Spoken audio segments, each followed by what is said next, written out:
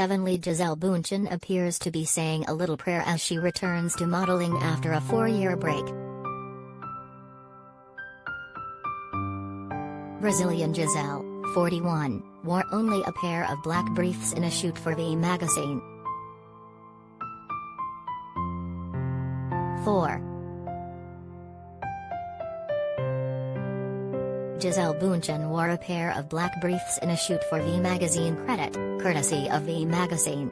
Photographer Blair Getz Mezibov, stylist Gro Curtis. 4. Gisele is returning to modeling after a 4-year break from the industryCredit, Splash. Gisele is married to American footballer Tom Brady and they have 3 children. Tom, 44, called her a hot mama after she posted the snaps online.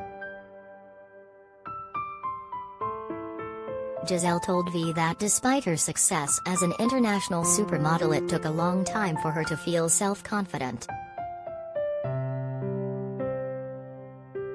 She said, "When you're in your 20s, you try to fit in and you try to belong. When you're in your 40s, you feel more comfortable in your skin. I feel like I have only gotten stronger with time." 4.